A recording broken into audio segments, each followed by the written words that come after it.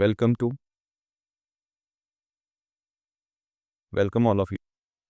Good morning and welcome. Today we are going to look at some current affairs of 20th November 2025. So our mission today that will almost impossible because how wide the range is. So we are going to start from the Silence Outer Space missions, or you can say some testing done by ISRO, from very small issue in India and our local life, like the water that we are drinking, and something about daily care workers, child workers. So the contrast is very huge. On one side, we see India's most advanced achievement, like what have ISRO had done. On other side, we have something that we need to improve upon. There is water issue, there is child care worker issue, and there are many more issues that we are going to uh, discuss today. So starting with the first news. So on the 17th November, ISRO tested a new feature on a CE-20 cryogenic engine called Bootstrap Mode Start. To someone hearing this for the first time, it might sound a bit too technical, like what is Bootstrap Mode Start? So let's simplify it. So CE-20 engine is basically works on a cryogenic engine. Cryogenic means something which is very cold, like a temperature of minus 150 degrees Celsius, where most things just froze. But if we talk about gases like oxygen and hydrogen, they doesn't froze, they just turn from gas to liquid. So if you are thinking that if you are thinking about oxygen as a liquid form, right? Like you might have seen liquid nitrogen, which most of the YouTuber use today to show some tricks, like they froze thing by dipping multiple thing into them. So this is the same type of technology. Cryogenic means taking the temperature so down that gases turn into liquid, and we use that liquid to sometime in the engine to burn fuel and use them that as fuel. The CE-20 engine burns super cold rocket fuel like liquid hydrogen and liquid oxygen. Now the engine we had testing, the CE-20 engine, it is the most powerful engine and the heaviest rocket engine we in India currently have. The LVM-3 used in mission like Chandrayaan and upcoming Gaganyaan human space flight mission. They use the LVM-3 engine, which comes very effectively. But until now, the engine needed a heavy external gas bottle. So earlier we used to just kick start. You can say we have to push it a little harder to start it again. So, but right now, with the help of uh, bootstrap mode start technology, we can just kick start it anytime. Like we use in the modern generation use bullet, or you can say the Royal Enfield bullet. Earlier it used to have a kick, so you have to do some mehnat to start the bike, right? So earlier the engine have to use external cylinders of gas to restart it. But right now, as we seen a new bullet or new Royal Enfield bikes, we can just push a button of us, kickstart, and it start easy. Same thing, this same technology is used in this rocket, and that technology is called bootstrap mode start. It so it let the engine start entirely by itself using its own fuel. So no external gas cylinder is required to start the engine, right? And because we are just in the testing phase now, and testing doing test on the earth is little different, because as we go up in the atmosphere, the density of atmosphere become rarer and rarer, the liquid behave differently, the solid behave differently, the gas behave differently. So we have to create a similar you can say condition, space like condition on Earth. So it is done in a very vacuum space like condition, also known as HAT facility, that is high altitude test facility. This is done in a area in India called Mahendragiri.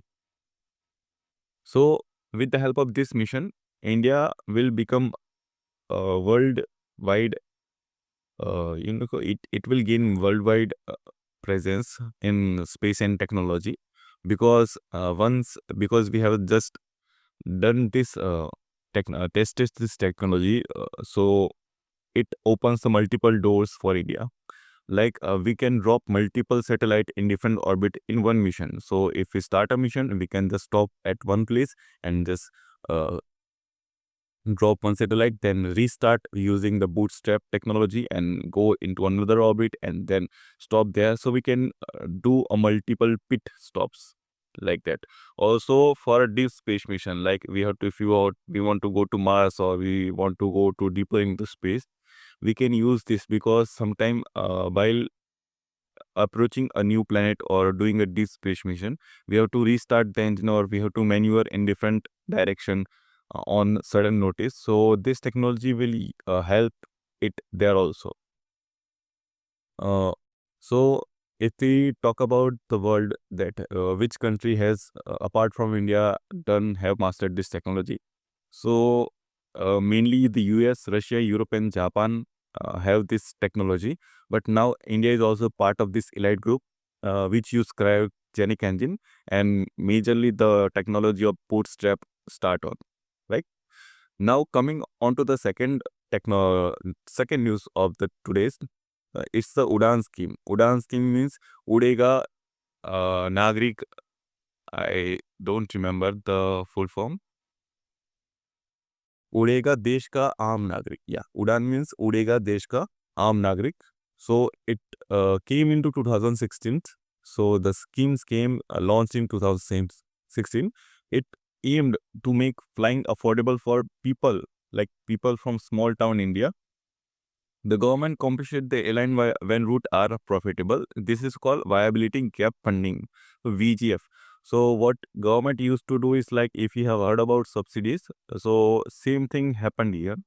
So if an airline like Air Indigo want to go from Gujarat, if we talk about, if we have a flight from Ahmedabad to Rajkot, so it is a very small distance and it might not be profitable for the airlines because the distance is very low and the fuel cost of airplanes are very high. So government used to provide subsidies on the based on public, and they used to give the money, also called viability gap funding, to airlines to uh, fill that gap of this, you can say, disparity between the profit and loss. So the result was very good. Around 649 routes were activated, 93 airports were connected, small, and 1.56 crore passenger flow in this. And you can say, right now, if you want to go to Goa, the fare price is not that much, right? It's around 5 to 6,000, which can be easily, if you go into a railway, the price is the similar if you travel in 3 tier or 2 second tier or first tier. So it's quite cheap if you travel to in airlines today. But this sound great that we have achieved this much of achievement with this mission, also called Udega Desh Ka Aam Nagrik, which came into 2016. But there are very real challenges that we have faced after 2016. The first is a shortage of small regional aircraft. So because making a small aircraft and getting a small aircraft is quite tough. So there is a shortage of small regional aircraft. Also maintenance is also high for small aircraft. So it add up in the overall, you can say, expense. Poor airport infrastructure in many towns. So second point is poor airport infrastructure. So because there is no profit, or you can say profit is less, so most the small town airports are not uh, managed, or you can say you know they are not, they have a very poor infrastructure. They are not maintained well. Third is the state level delay in land tax and support. The third is many award routes never actually began. So what happened that a very small route never actually started. Like if you want to go to the northeastern state, so there are so many cities in northeastern states. So there is no direct flight if you want to go there. So some important, or so you can say some important routes are never actually began. So that's one problem. So the mission that we started from 2016, that is Udan, Udega Desh Ka Aam Nagrik. Now the government is trying to expand it after 2027. You know, after 2027, government is going to invest around 30,000 crore rupees in this scheme. And if we divide this money, so about 18,000 crore is going to go for the upgradation of the airport. Like we will make new airports and purchase new aircrafts. And second, the 12,000 crore will go to the VGF fund. VGF fund was basically the viability gap funding, which was like subsidies given to public, right? In if airlines make a loss or something. And a new push to airlines lease the right kind of aircraft. Also, this money will go to airlines to buy some new small sized aircraft, so they can start new routes which are smaller and which can be economical. The focus is on tribal area. That I already said that the northeastern state, mainly they will be connected. The tribal region, border areas like mostly border area like Jammu Kashmir, and most border area not connected via airlines. So if we connect there for via airlines, so it can help in many way. Your transport is very necessary for a developing nation to become a developed nation, right? Then the northeast and the remote district of India. This is just not economic; it also social and strategic. So this is not only for the beneficial of economic, because yeah, we will gain some money or we can gain some profit out of it. But the also important thing is social, because if we connect a big city to a small city, what will happen that people will start traveling and might travel from while travel to or from cities to big towns, or from big towns to those uninhabited, or you can say very local remote district or village for travel. So it will also be a social change and a strategic change point of because of armed forces. So armed forces, it will gain better connectivity, means medical access, tourism, faster mobility, and integrated of isolated community. Now, after talking about the Udan scheme, the third scheme we are going to talk about, not the scheme, but third news today we are going to talk about. It's about India's agriculture paradox. So what happening in India is that we are growing so much of crop that we don't need. Like we are growing crops like wheat and rice in so much of amount that we don't have the storage facilities to store those. And we are importing such important like pulses and you can say edible oils. So we are importing those, and we are growing some crop which are we have fulfill our need, but we are having that in a very much amount. And secondly, the what we are not having is we are reporting. So this mismatch is happening. This some type of mismatch has happened. The situation is also often called cereal mess. Cereal mess come from a decade of policy that push farmer toward rice and wheat. So this has come after the green revolution that happened in 1960s and 70s. So what has happened after that? The people, or the you can say farmers, are growing such type of crop which has MSP, and MSP is minimum support price. So minimum support price means if we are growing some crops, so it will get that minimum price itself. So only few of the crops are having the MSP, like rice and wheat are having a MSP. So people are growing wheat and rice only as much as possible. If you have to use more water, or you can say use more fertilizer, they will use the more irrigation and more fertilizer, but they will only grow the rice and wheat crops.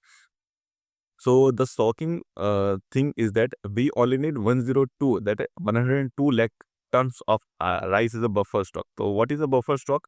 Buffer stock is when we need some amount of grains to, if India gets shut down. So there is a buffer stock we can use to uh, uh, feed people of India in time of emergency.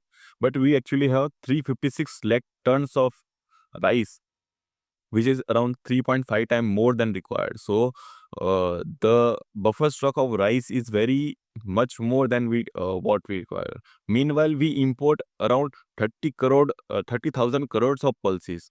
So we import pulses amount to 30,000 crore and 1.2 lakh crore of edible oil. So if you use edible oil like peanut oil, cotton oil or sunflower oil, so we import that to India. So we are paying much higher prices to foreign countries, which we can grow in India, in India itself. So why don't farmer grow what the country needs? Because rice and wheat come with a guarantee and safe income. The earlier I talk about the MSP, right? And pulsin and oilseed does don't, they don't have the MSP price. So sometime what happens that they will only rely on the rice and wheat production. They lack reliable procurement and rich support and irrigation. The system is also exhausting groundwater like state like Punjab, Haryana, which extract far more water than what naturally recharges. So, by growing rice, and because rice is a very water extensive uh, crop, so it require a lot of water. And if you talk about Punjab and Haryana, they don't get that much of a rainfall. So, what farmers in Punjab and Haryana do is they use the groundwater, and they are extensively pulling out the groundwater, and that's why there is a scarcity of water. The ground level water is decreasing day by day. The solution expert recommend includes giving farmer income support to shift to our crops. So the solution can be that farmers can be given MSP to those other crop also. Strengthening farmer production organization. So we have to strengthen the farmer producer organization. We have to diversify different type of crops, and growing. We have to grow different type of crops. For decentralizing procurement, modernizing the PDS system to reduce leakage. Now, due to government giving subsidies to crops like rice and wheat only in the PDS system. PDS means the public distribution system, which in which government gives uh, uh, mm, grains like rice and wheat at a lower price. Reducing the MSP depend on rice and wheat. So we have to we have to reduce the MSP on rice and wheat, and we have to give that MSP to other crop also. Now, next news is about the child care. Now, the child care side of India. So, if we talk about what is child care, and the news is about child care worker. Also, in Hindi, we call is Angadwadi worker. So, in India, child care worker are those who just take care of children which are very small in age, like infant. They give them that. You can say medicine, or they can polio vaccines and other type of vaccine they are given. So these are the Angadwadi. They are the main infrastructure for India. Uh, According to a Time survey, what was what that showed that this childcare work in India makes up about 15 to 17% of India's GDP, but their income is very extremely low. If we talk about their income, it's only about 8,000 to 15,000 per month. So it's not very much for a skilled labor, because unskilled labor also get more than this. they receive no social security, paid leave, or proper career path. So there is no social security, there is no pension scheme, or you can say paid leave. So it's very tough if you are a Anganwadi worker. So only 10% of Anganwadi center are in urban area. The third problem is that most of the Anganwadi are built around or in villages, and there are only 10% of Anganwadi centers are in urban center, in city. So this is another problem. Scheme like Palna Cringe program severely underperform. There are a scheme which came to India like Palna Krich program. So Krich is a place where mm, children are sent to be taken care by the child care worker when both of the parent working. Uh, so which underperform, the government initiated that they want to build around 5,000 creche in the multiple part of India, but only 1,500 creche was developed. So it is also like government is giving the money, but it is not the implementation is not is there. So that's one of the problem. The sector save children in most crucial year, like they give them the nutrition and the health and the early learning. Experts say that India should invest 1 to 1.5 of GDP into childcare. So experts are saying that we should invest 1 to 1.5% of GDP into childcare, but we are only investing 0.4. Most of the developed country, or the you can say Norwegian country or Scandinavian country, they invest a much larger portion of their GDP into the childcare.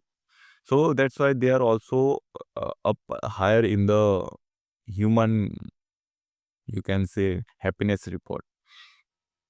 Now the another problem that India is experiencing is the groundwater contamination.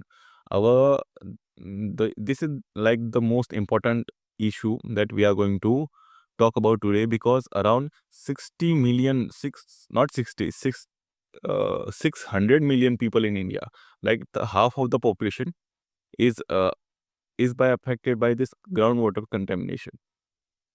So what is groundwater contamination is like when the groundwater or the water we drink, or the water we use for the multiple purpose like drinking, bathing, washing clothes is getting contaminated.